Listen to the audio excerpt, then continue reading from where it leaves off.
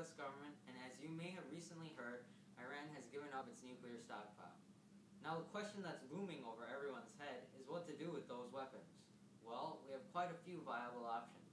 The first one is to send them off into space where they will never be found.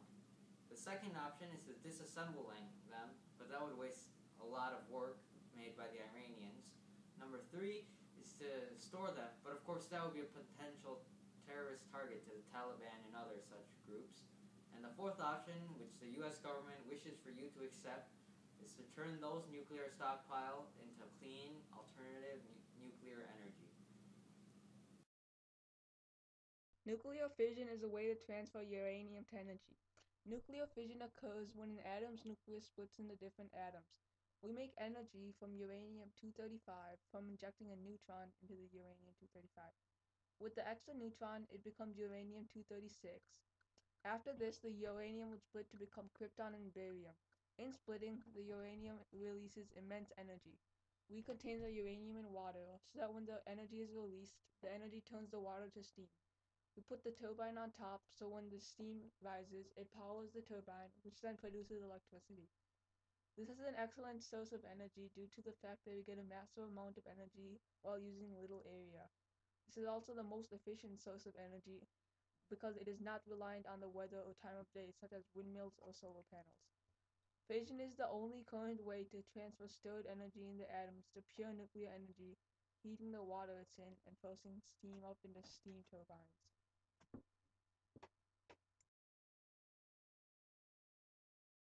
Nuclear fusion is where we combine two atoms so that they bond and release energy.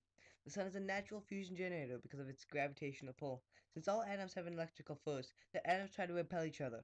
But because of the sun's massive gravitational pull, it overpowers the two atoms' will to repel and moves them together so that the nuclear force bonds them. For example, we have a hydrogen atom with one neutron and a hydrogen atom with two neutrons.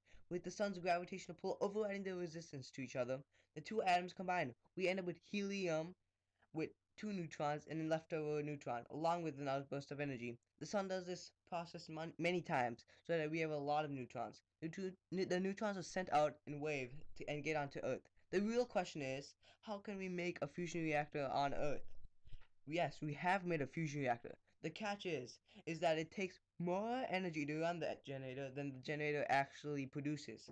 With the current technology and science, we cannot make a fusion reactor that gives out more energy than it can take in. Maybe that's in the future.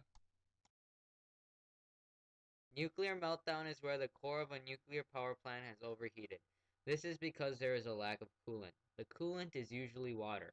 Many of you probably know that nuclear explosions are very deadly and radioactive, but do you know what really makes it dangerous? The reason why nuclear explosions are dangerous is because the atomic particles that are radioactive leak out into the world.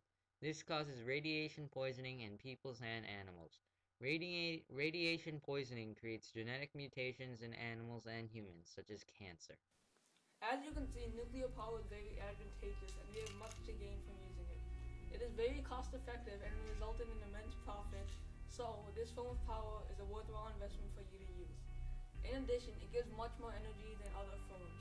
For example, a kilogram of uranium-235 converted to energy releases approximately 3 million times more energy than a kilogram of coal burned conventionally. This is why you should choose nuclear energy.